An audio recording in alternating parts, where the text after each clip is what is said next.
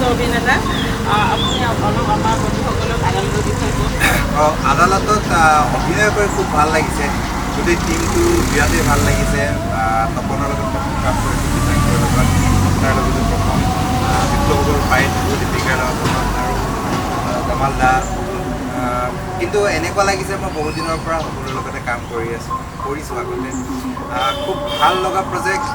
কাহিনীটো যেতিয়া মই স্ক্ৰিপ্টখন চাইছোঁ তেতিয়া মোৰ ভাল লাগিছে এইটোৱে যে কাহিনীটোত সচৰাচৰ যিটো আমাৰ মনোৰঞ্জনেই নাই, ইয়াত এটা সামাজিক বাৰ্তা, সমাজৰ প্ৰতি প্ৰত্যেকজন মানুহে সজাগ হ'ব পাৰে এনেকুৱা ধৰণৰ বস্তু চায়, যাতে নিজে তেনেকুৱা এটা ভুল নকৰে। সেইটো কাৰণে কামটো মই খুব আগ্ৰহেৰে কৰিছোঁ, চেষ্টা কৰিছোঁ ভাল কৰিবলৈ। আৰু মোৰ চৰিত্ৰটো সম্পূৰ্ণৰূপে নকওঁ, কাৰণ এতিয়ালৈকে কি ক'ব লাগে কি ক'ব নালাগে একো কোৱা নাই, কিন্তু খুব ধুনীয়া এটা চৰিত্ৰ কৰি খুব ভাল লাগিছে। আপোনালোকৰ মৰম আশীৰ্বাদ আমি বিচাৰিম। আপোনালোকে অতি সোনকালেই চাবলৈ পাব। হয় হয়, ডেফিনেটলি মোৰ চৰিত্ৰটো মই বিৰাট ভাল পাইছোঁ। মানে আমি যিহেতু অভিনেতা, আমাৰ অভিনেতাবোৰ খুব লোভীয়া হওঁ, মানে চৰিত্ৰ সম্পৰ্কে, মানে কি এটা কেৰেক্টাৰটোত কিমান ফেজ আছে, কিমান ডাইমেনশ্যন আছে, সেইবোৰ বস্তু ভাবি থাকোঁ। তেনেকুৱাতে যেতিয়া ভাল চৰিত্ৰ পাই যাওঁ, মানে এটা ছেটিছফেকশ্যন আহি যায়, মনটো ভৰি যায়। সেই তেনেকেই এই চৰিত্ৰটো কৰি খুব ভাল লাগিছে। ডাইমেনশ্যন আছে, এজন নকওঁ সেইখিনি আকৌ পিছত আপোনালোকে চাব তেতিয়া। মুঠৰ ওপৰতে খুব ধুনীয়া চৰিত্ৰ, খুব ধুনীয়া কাহিনী এখন, খুব ধুনীয়া ধাৰাবাহিক হ'ব, আপোনালোকে চাই ভাল পাব। Thank you. এয়া আমাৰ বিপ্লৱ ইতিমধ্যে কৈছোৱে। এতিয়া কিন্তু আমাৰ টিম আদালতৰ ৰাজীৱ মেধি বন্ধুসকল, ইনস্পেক্টৰ ৰাজীৱ মেধি, তেওঁক প্ৰশাসন কৰিব দিছোঁ। আৰু নিজৰ কেৰেক্টাৰটো মানে চৰিত্ৰটো কেনেকুৱা পাইছে? বহুত ধন্যবাদ। মোৰ এটা সপোন পূৰণ কৰিছে। ৰিয়েল লাইফত নহ'লেও, মানে ৰিয়েল লাইফত হ'লেও এযোৰ পোচাকযোৰ পিন্ধিবলৈ পাইছোঁ। গতিকে এইকেইদিনত মানে মই ৰিয়েল পিন্ধিছোঁ। আৰু ইয়াত আমি শ্বুটিং কৰি থকা তেনেকুৱা বহুত ভাল লগা ঘটনা হৈছে।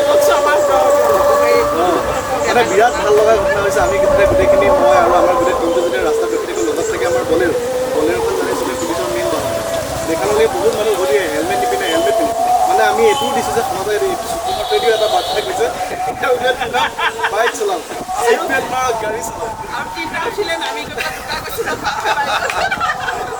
মানে ইণ্টাৰেষ্টিং হৈছে আমাৰ শ্বুটিংটো, আৰু আপোনালোকে চাওক। এই ধাৰাবাহিকখনৰ যোগেদি আপোনালোকৰ লগতে মানে হয়তো বহুতো অপৰাধীক চিনি পাব। অপৰাধ কেনেধৰণে জন্ম হয়, এনেকুৱা ধৰণৰ আপুনি মানে গম পাব আৰু কেনেধৰণে হয় অপৰাধী। গতিকে চাওক আৰু বিৰাটেই ভাল পাব। আৰু আদালত এটা নতুন কনচেপ্ট, বায়ে সেই কনচেপ্টটো লৈ আহিছে। বহুত আশাৰে আমাৰ গোটেই টিমটোৱে ধুনীয়াকৈ কষ্ট কৰি আছে। গতিকে আপুনি নিজৰ চৰিত্ৰটোত অভিনয় কৰি নিশ্চয় গম পাইছোঁ যে আমাৰ এই আদালতৰ কাহিনীবোৰত মানে ৰহস্য থাকিব। নিশ্চয়। এইটো আমাৰ দৰ্শকসকল, কাৰণ আজিৰ অসমত যিবোৰ চিৰিয়েল চলি আছে তাত মানে অপৰাধমূলক ৰহস্যমূলক ঘটনা তেনেকুৱা খুবেই কম। কিন্তু আমাৰ পূৰা প্ৰত্যেকটো এপিচডতে আমাৰ ৰহস্য যাব। দৰ্শক হিচাপে ভাল পাব চাগে, নহয় জানো? সেইটো আমাৰ অলপ কম, যিহেতু আপুনি ইনস্পেক্টৰ জানে এনেকুৱা ধৰণৰ ধাৰাবাহিক ছাছপেন্সটো মেইন, আৰু ছাছপেন্স থাকিবই লাগিব, আৰু এণ্টাৰটেইনিং হ'বই লাগিব লগতে। গতিকে সেই এণ্টাৰটেইনমেণ্ট ছাছপেন্স গোটেইখিনি মিলাই আপোনালোকে এটা ভাল কণ্টেণ্ট চাবলৈ পাব বুলি আশা কৰিলোঁ। গতিকে খুব সোনকালে আহিছে জোনাক চেনেলটো, গতিকে আশা কৰোঁ আপোনালোকে মৰম দিব। এয়া আমাৰ লিপিকাক প্ৰশাসন কৰিবলৈ দিছোঁ। খুব ভাল লাগিছে। এই পৰিয়ালটো একেবাৰে নতুন কাৰণে মই ইয়াতকৈ আগতে লগ পোৱা নাই, আৰু মোৰ একদম সম্পূৰ্ণ ওলোটা হৈছে, কাৰণ মোৰ অভিজ্ঞতা নোহোৱা চৰিত্ৰ এটা মই কৰি আছোঁ। তো মই কাহিনীটোৰ যোগেদি সেইখিনি অভিজ্ঞতা শিকি আছোঁ। আৰু যদি কিবা ভুল ভ্ৰান্তি হয় আপোনালোকে মোক ক্ষমা কৰি দিব। আৰু সকলোৱে ক'লেই বাকীখিনি আপোনালোকে চাব, আদালতক মৰম দিব বুলি আশা কৰোঁ।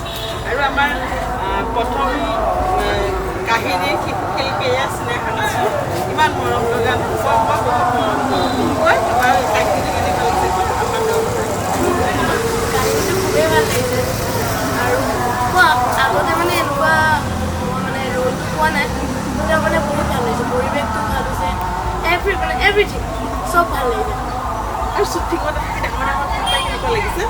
কি ডাঙৰ শিল্পী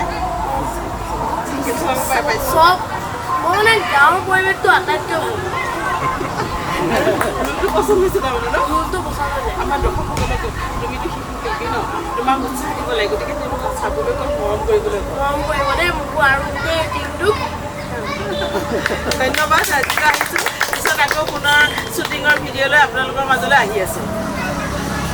থেংক ইউ